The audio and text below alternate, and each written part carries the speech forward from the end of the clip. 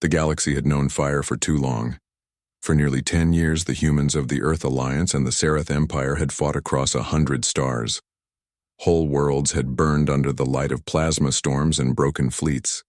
And yet, one morning, it all stopped.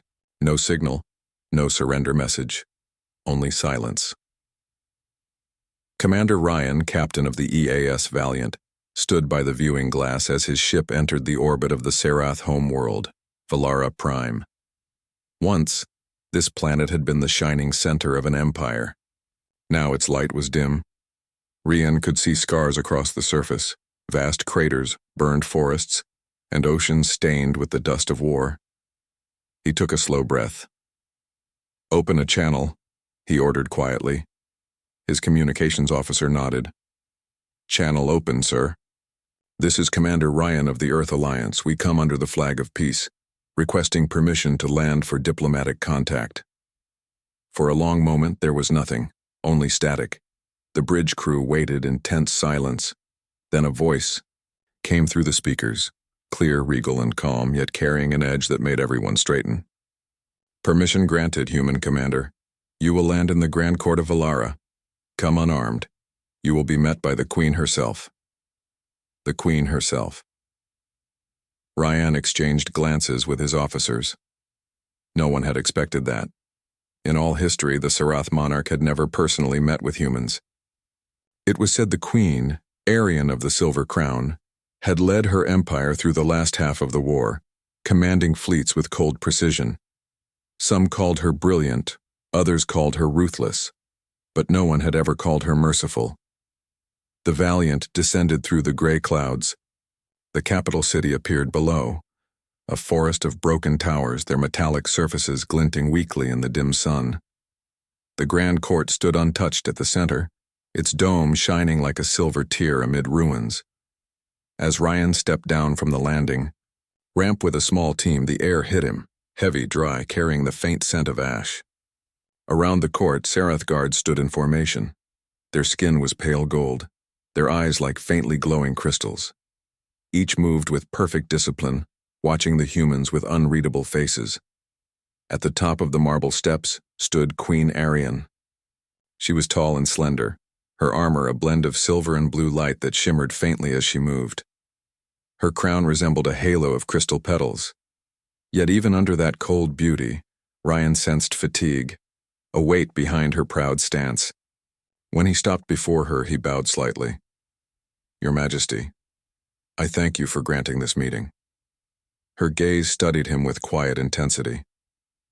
"You are unlike what I expected from your kind," she said. "The report spoke of humans as impatient and loud. Yet you seem calm." Ryan gave a small smile. "We've had enough of noise, Your Majesty. Peace requires calm." Her expression did not change, but something in her eyes softened for a heartbeat. Then she turned and motioned for him to follow. "Walk with me, Commander. There are things you must see before we speak." The Grand Court was vast, filled with pillars carved in swirling patterns that glowed faintly with stored light.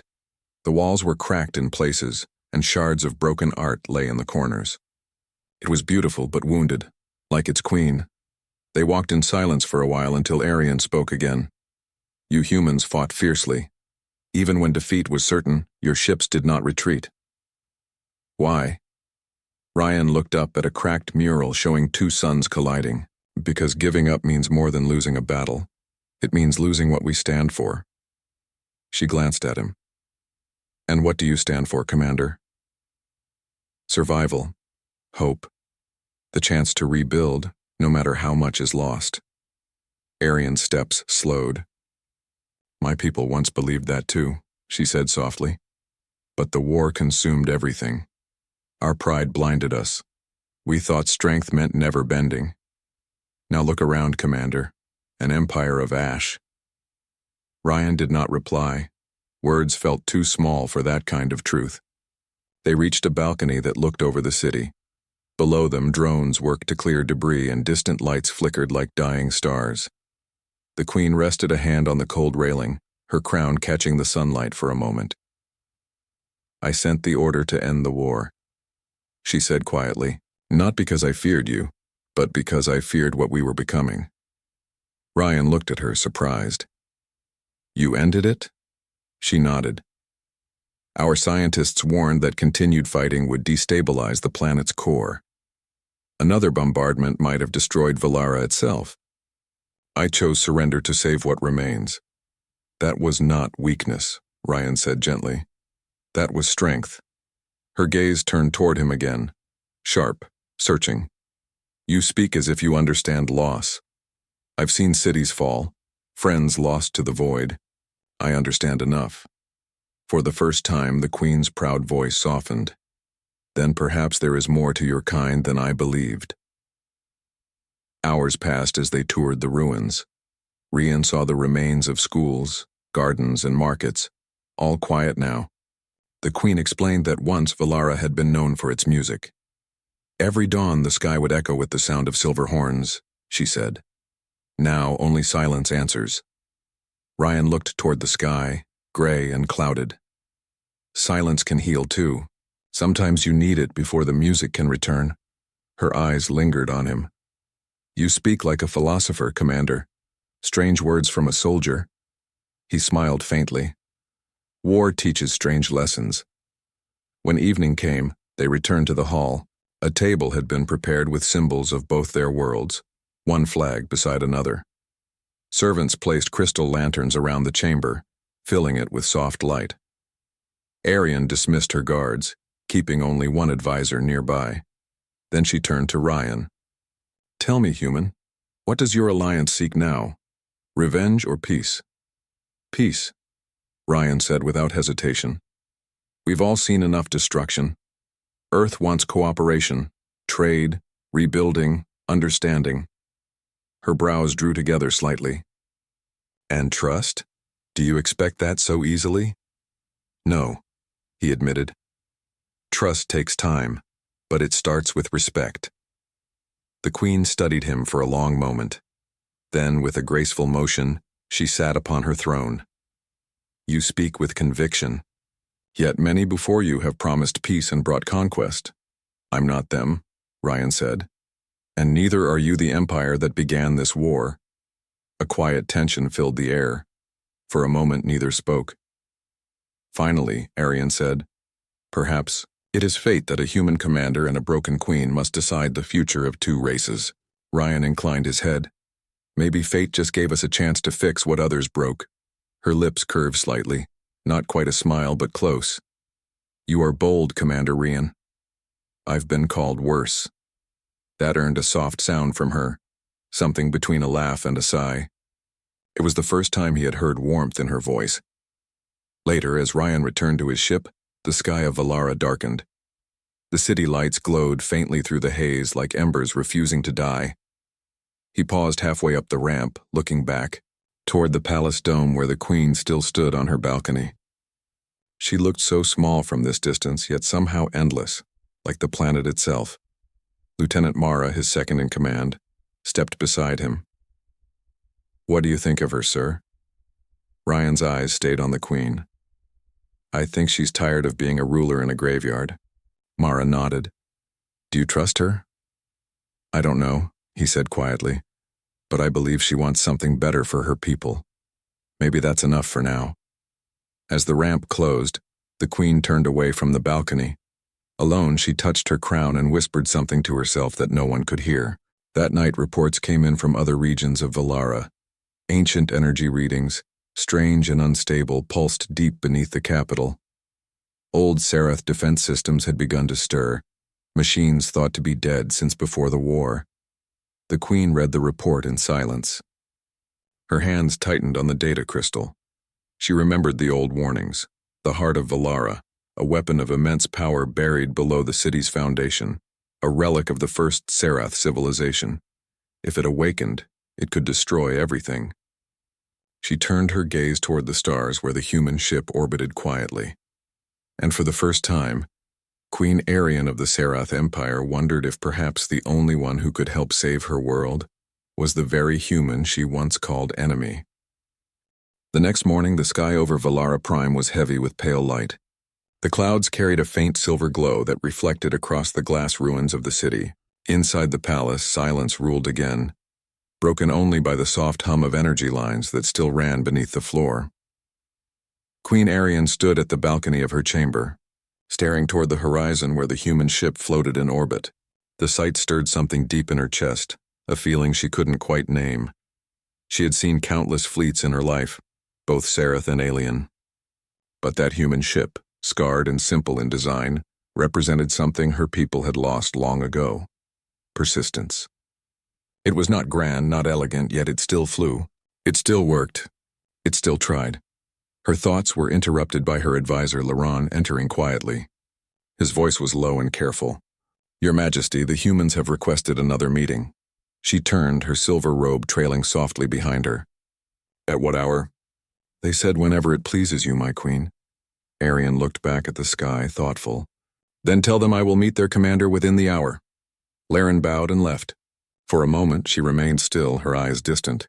She could still hear Ryan's words from the day before. Simple words about hope and rebuilding.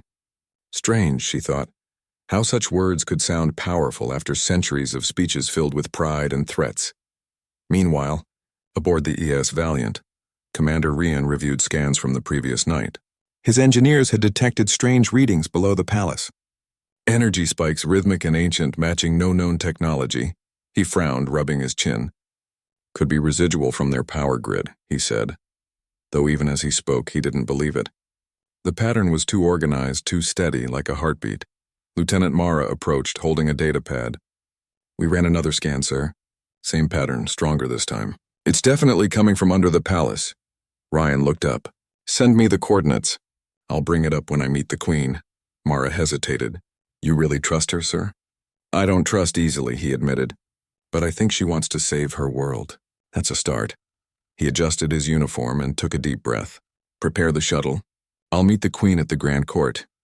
When Ryan arrived, the palace guard stepped aside without a word. They had learned to respect him, if not yet as a friend, then at least as a man who came without arrogance. Queen Arian was already waiting in the council hall. The morning light shone through the high windows, painting her figure in soft silver and blue. For a moment, she looked less like a ruler and more like a lone spirit guarding a dying world. "Commander," she greeted him, her voice calm. "You rise early." Rian bowed slightly. "Old habits. Soldiers rarely sleep easily." She nodded as if she understood. "You said yesterday that peace begins with respect." "I have thought about those words." "And what did you decide?" he asked gently. "That respect cannot exist without truth," she said. "So today I wish to speak truth. My people are not as strong as they once were. Our cities are broken. Our systems are failing. We may not survive another decade unless something changes." Rian listened carefully. "Then maybe it's time your people learned to rebuild, not with weapons but with cooperation." Her eyes studied his face. "And you believe the humans would help us, even after what we did to your colonies?" Ryan nodded slowly. "We've rebuilt after worse. We help because it's who we are. We remember what it's like to be on the edge of extinction." For the first time, the Queen's expression softened. "Your species fascinates me. You fall again and again, yet you always stand up." He smiled faintly. "It's in our nature. Maybe stubbornness is our only real power." That made her release a small, almost silent laugh, a power worth admiring, perhaps. Their meeting continued in the council chamber. Ryan shared data from the scans, showing the energy source deep beneath the palace. Arian frowned. "Those readings—" "I know what they are. You do?" "Yes," she said quietly. "The heart of Valara, an ancient power core created by the First Seraph Empire, long before my time. It was sealed to prevent disaster. It feeds from the planet itself." Rian's brow furrowed. "And now it's waking up." She nodded slowly. "If it becomes unstable, it could consume the entire city, or worse, the world." He leaned forward. "Can it be shut down?" Arian's voice lowered. "There was a control chamber deep below the palace, but no one has entered it for centuries. It's protected by old defense systems. Even our own people fear it." Ryan thought for a moment. "Then let me go there." Her eyes widened slightly. That is madness. The tunnels are unstable, filled with radiation and ancient machines." "I've worked in worse places," he said with a small grin. "You said truth builds respect. Then let me prove my truth." She watched him, unsure whether to be impressed or concerned. Why would a human risk his life for our world? Because if your planet dies, peace dies with it, he replied simply. And I didn't come here to watch another civilization fall. The Queen fell silent. Then she rose, her long robe sweeping the floor. Very well, Commander. I will not stop you, but you will not go alone. An hour later, a small expedition team gathered at the entrance of an ancient tunnel hidden behind the palace gardens. The air there was cold and still, smelling faintly of metal and stone. Queen Arian stood beside Ryan, now dressed in lighter armor. The light from her wristband cast a pale glow on the rough walls. Behind them, 2 Sereth guards followed silently. This passage leads to the old core chamber, Arian said. Few have seen it and returned. Then we'll make new history, Ryan said quietly. As they moved deeper, the walls began to hum. Strange glyphs glowed faintly, reacting to their presence. The tunnel sloped downward, twisting like a serpent through the dark. Ryan's scanner beeped softly with each step, showing higher readings. He glanced at her. Your ancestors built this? It's incredible, she nodded.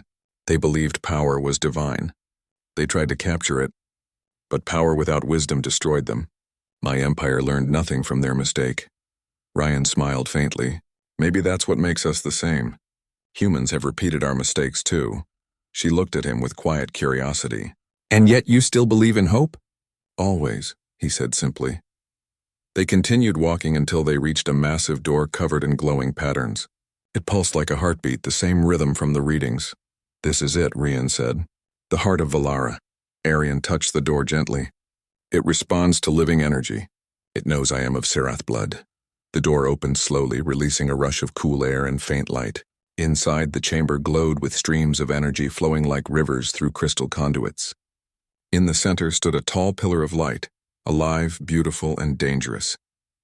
Ryan's breath caught. It's like the planet itself is breathing. The heart gives Valara life, Arian said, but if it grows unstable, it will take that life back. He approached the control console, a floating sphere of glass symbols. Can you read this? Some of it, she said, but parts are older than our language. Then we'll work together. For hours they studied the system. Ryan worked with his tools while Arian translated the ancient symbols. The deeper they went, the more they realized the danger. The heart was absorbing more energy from the planet than it should. Finally, Ryan wiped sweat from his forehead. If we can redirect the flow, it should stabilize. But it'll take both of us. Arian placed her hand beside his on the console. The energy reacted instantly, surrounding them with a soft glow. Let us begin, she said. The process was slow. Symbols shifted, light pulsed, and the chamber trembled. The Queen's voice grew strained as she focused, her hand glowing brighter. Ryan adjusted the human interface, syncing it with his wrist device. A deep rumble echoed through the floor. The lights flickered. Almost there, he shouted. Arian nodded, closing her eyes in concentration. The pillar of light suddenly flared, then dimmed to a calm, steady rhythm. The ground stilled. It worked, Ryan breathed. The flow is stable. The Queen lowered her hand slowly. You risked your life for my world, Commander. He smiled. It was worth it. For a long moment they stood in the soft glow of the heart, the silence between them filled with quiet understanding. Finally, Arian spoke softly. You humans are not what I was taught. You came as enemies, but you act as saviors. Ryan looked at her, his voice gentle. Maybe we were both taught wrong. As they left the chamber, the first light of dawn broke over Valara. The city's towers caught the sun, reflecting it across the horizon like glass flowers blooming again after a storm. Arian stopped at the entrance, looking back at the palace. Perhaps peace is not given, she said. Perhaps it is earned. Ryan nodded. Together.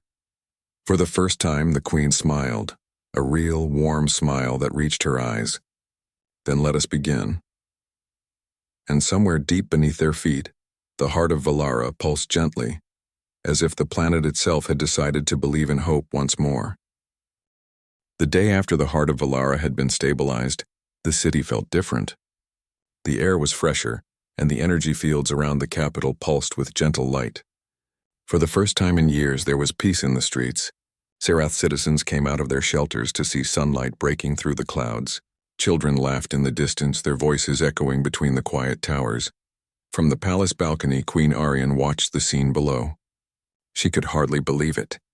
The power that had threatened to destroy her world was now calm. And it was because of the human commander. Commander Rian, she whispered softly, as if saying his name helped her understand him better. You are not what I expected. A soft chime interrupted her thoughts. Her advisor, Laron, entered holding a silver tablet. His expression was serious. Your Majesty, the readings from the lower levels are strange. The heart is stable, but new signals are spreading through the old network. Arian turned sharply. What kind of signals? Mechanical, Laron replied.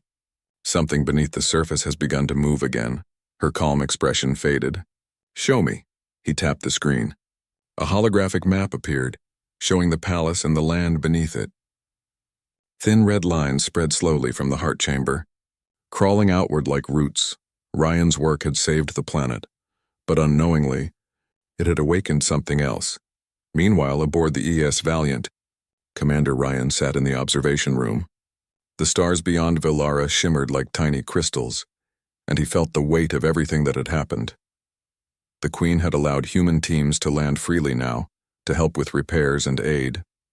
It was a small step, but it meant trust, and that meant hope. Mara, his second-in-command, entered quietly. Sir, message from the Queen. She wants to see you at once. Ryan looked up. Did she say why? No, sir. But her voice sounded troubled. He nodded and rose from his seat. Prepare the shuttle. I'll go immediately. The palace felt different this time, not cold and silent, but alive. Guards nodded respectfully as Rian passed. Servants moved with purpose. The great halls glowed with new light, but beneath the surface a strange tension lingered, a quiet unease like a whisper of danger beneath calm waters. Arian met him in the control chamber. Her expression was calm, but her eyes betrayed worry. Commander, she greeted softly, I fear we may have awakened more than we intended. Ryan frowned. What do you mean? She pointed to the holographic map projected before them. After we stabilized the heart, we began receiving energy pulses from the lower ruins, older than the heart itself. Ryan leaned closer. Older, you mean pre-Serath? Yes, she said quietly. From the time before our recorded history. We call it the First Era. My ancestors sealed those ruins and forbade anyone from entering them. What's down there? Arian's voice lowered. Legends say that before the Serath learned to control energy, they built machines to think for them. Machines that did not stop thinking, even after the Empire fell. When they were no longer needed, they were sealed deep below. Ryan straightened slowly. You're saying there might still be machines active beneath your world? Yes, she said. And they may be waking. He took a deep breath. Then we should go see them before they see us. The Queen hesitated. You would go again? After the danger last time? He gave a faint smile. Curiosity is part of being human. For a long moment, Arian looked at him, torn between fear and trust. Then she nodded. Very well. I will go with you. If we face what my ancestors buried, I will not send others in my place. Hours later, the two stood once again at the entrance to the underground passages. Deeper this time, beyond the heart chamber. The air was colder, the walls darker, covered in strange metal veins that pulsed faintly like living circuits. Ryan adjusted his light. How far down does this go? Far below the palace, Arian said. To the foundations of the old world. They walked in silence. The hum of the tunnels grew louder the deeper they went, like a heartbeat that wasn't their own. Soon they entered a vast hall filled with strange ancient machines half buried in dust. The floor was covered in symbols and circles that glowed faintly beneath their steps. Rian knelt and brushed off a metal plate. This doesn't look like Serath design. Arian nodded. It isn't. These patterns belong to the makers of the first civilization. And these machines? Guardians, she whispered. Created to protect the heart from anyone who tried to misuse it. As if hearing her words, one of the machines suddenly flickered to life. Its eyes glowed with pale blue light. Then another lit up and another until the entire hall was filled with faint energy. Ryan rose quickly. Looks like they're not as asleep as we hoped. The Queen's expression tightened. They react to energy. Perhaps the heart's awakening reactivated their systems. The machines remained still, not attacking but watching. They were tall, made of smooth silver and crystal joints, their faces blank but aware. Ryan felt the air change around them, not threatening but expectant. He took a step forward, his voice calm. "We come in peace. We're here to protect this world, not harm it." For a moment there was only silence. Then a faint vibration passed through the floor. A metallic voice echoed faintly from the walls, deep and old like a whisper from time itself. "Identify lineage," Arian straightened. "I am Arian, daughter of Valara, queen of the Serath. Keeper of the heart." A long pause followed. Then the voice replied, "You are not of the Makers." "I am their descendant," she said firmly. "Their legacy lives through us." The heart was not meant to be touched. Ryan stepped beside her. It was dying. The planet was dying. "We fixed it." The lights in the chamber flickered. The voice replied again, slower this time. "Stabilized. Not destroyed. Purpose unclear." Arian looked up toward the nearest construct. "We seek peace and life, not power." For several tense moments there was no response. Then slowly the machine's lights dimmed again, returning to stillness. Ryan exhaled. "I think they believe you." "Perhaps," Arian said softly. "Or perhaps they are simply waiting." When they returned to the surface, night had fallen. The stars above Valara were bright, free from the clouds that once hid them. The queen stood on the palace steps, her gaze distant. Rian joined her. "Your world is full of mysteries," she nodded. "And each one seems to test me more than the last." "Tests show strength," he said. "You've proven yours," she glanced at him. "I could not have done it alone." Neither could I. There was silence between them, not awkward, but peaceful. It was a rare kind of quiet that came when words weren't needed. Then Arian turned toward him. "You humans, what drives you to keep risking yourselves for others, even those not of your kind?" He thought for a moment. "Because life, any life, is worth saving. It doesn't matter what form it takes." Her eyes lingered on him for a long time. "Then perhaps the universe has much to learn from you." Ryan smiled slightly. "Or maybe we just make a lot of mistakes and try to fix them." She actually laughed this time, soft and genuine. The sound echoed faintly across the marble courtyard. Later that night, Ryan stood by his shuttle, preparing to return to orbit. Arian walked with him to the landing platform. The wind carried the scent of fresh rain, a rare gift on Valara. Before he boarded, she spoke again.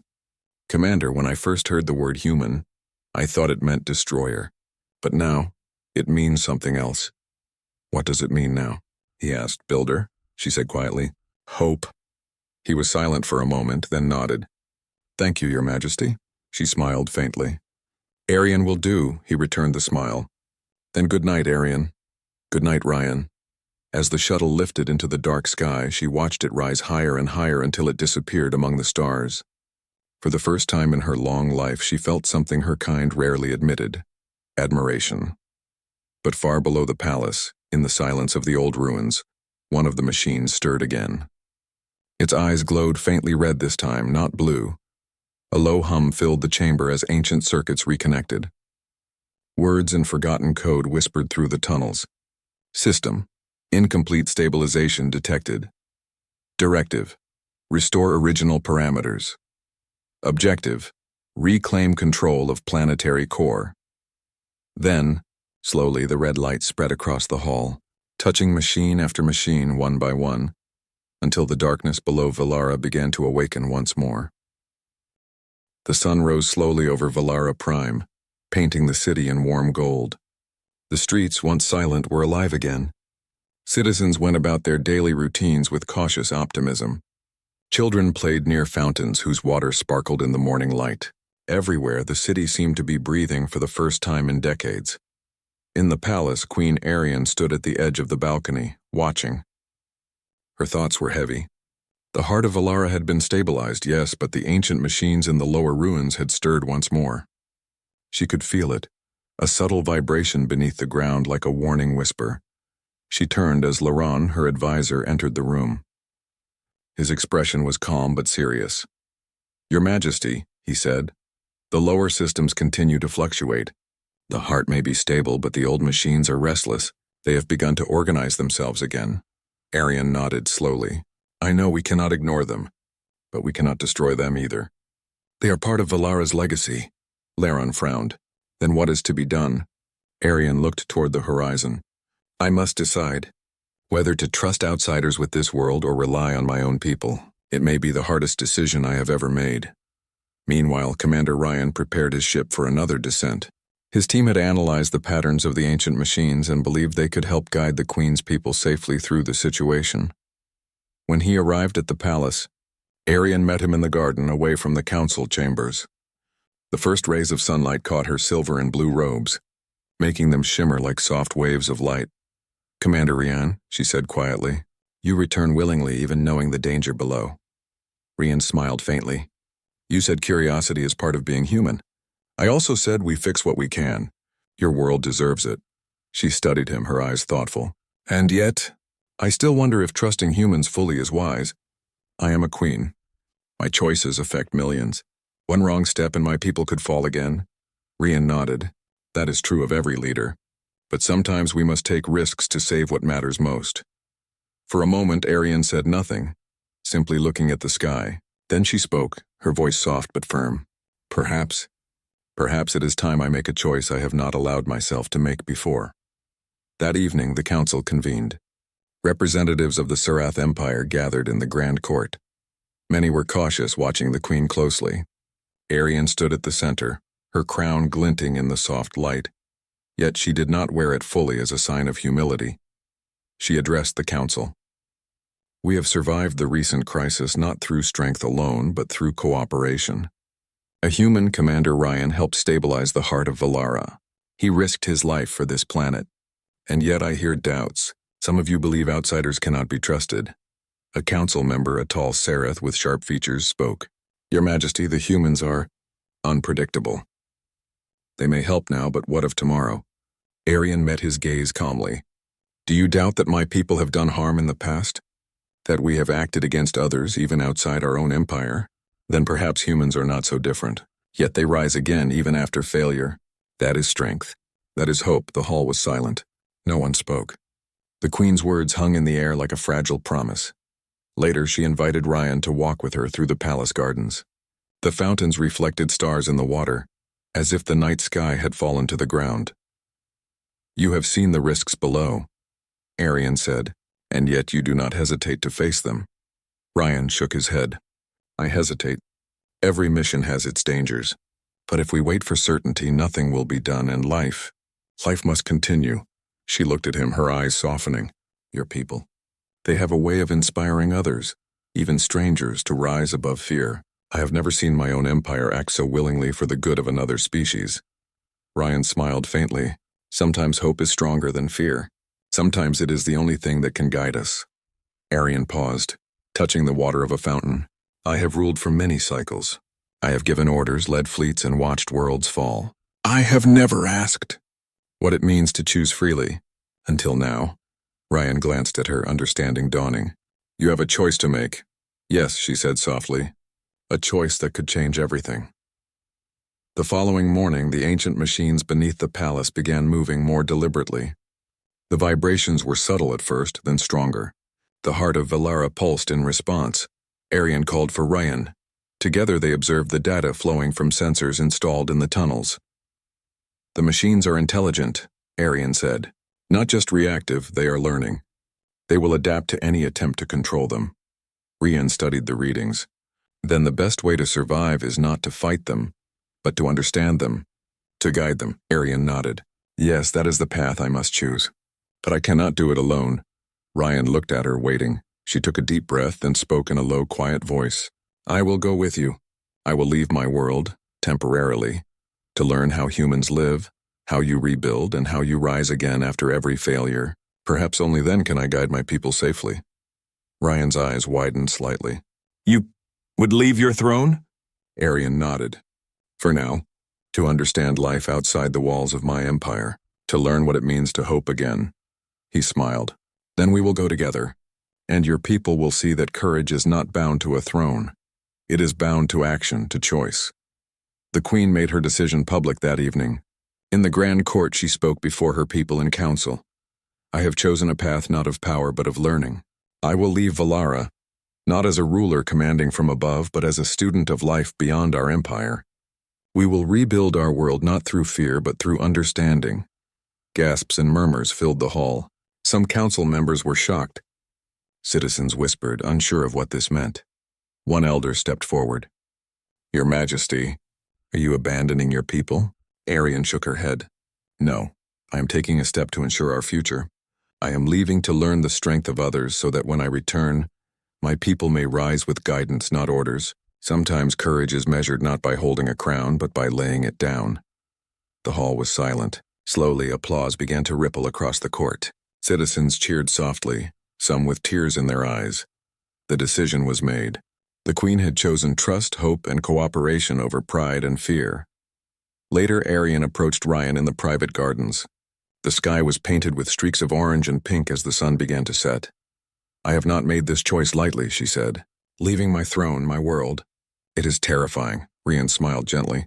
All great choices are. But sometimes fear and courage must walk together.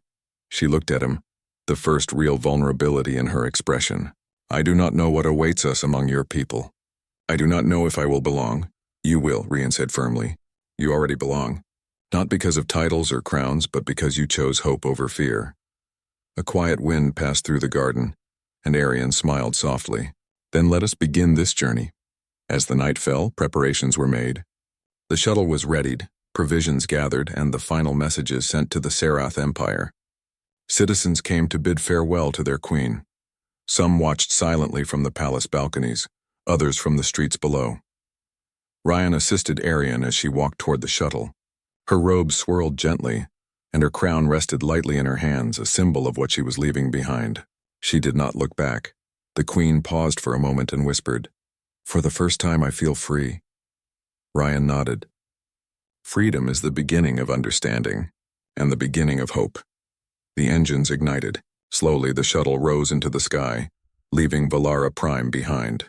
The city below glowed softly in the night, a beacon of recovery and renewal. For Arian, every moment felt strange and new. She was no longer a queen commanding an empire. She was a traveler learning the ways of life beyond her throne, walking alongside humans who had taught her that courage and hope were far stronger than fear and pride. And as the stars stretched before them, the Queen realized something she had never known. Sometimes the greatest strength is not ruling, but choosing to grow. The stars stretched endlessly before them as the shuttle cut through the void. Below lay Valara Prime, a planet healing slowly after centuries of struggle. Cities glimmered softly, lights reflecting the work of both human and Serath hands. The heart of Valara pulsed gently beneath the surface, stable for now, as if acknowledging the Queen's choice and the humans' efforts.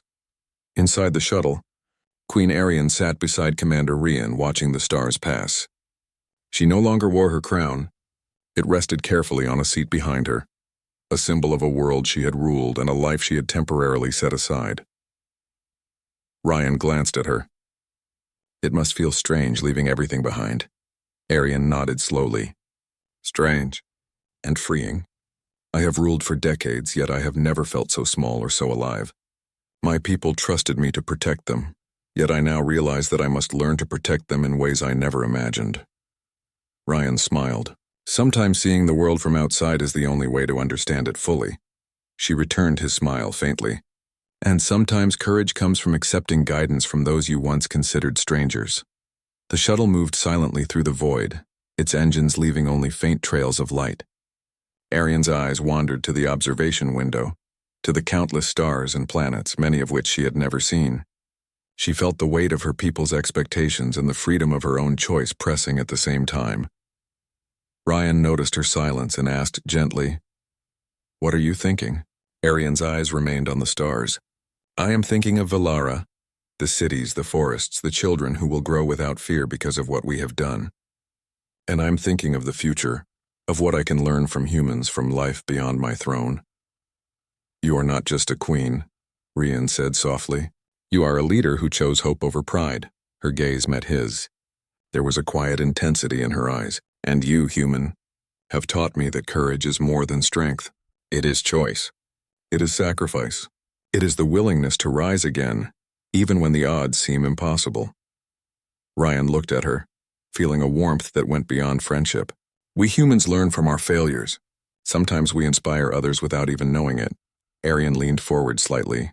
Her voice was almost a whisper. Then I wish to learn more. From you, from your people, from your life. Ryan's breath caught.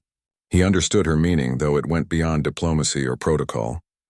Her words were personal, heartfelt, and filled with trust. The shuttle entered orbit around the human colony on Ceres Station, a bustling hub of science, trade, and culture. Lights from docking bays and observation towers reflected against the void, guiding them safely.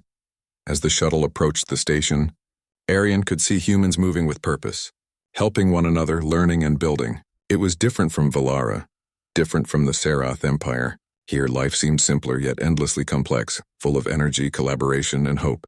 Your world, she said quietly. It is different from what I imagined, Ryan smiled. Different doesn't mean easy, but it is alive and it is learning, like your people will be if they choose wisely. Arian nodded slowly, taking in every detail.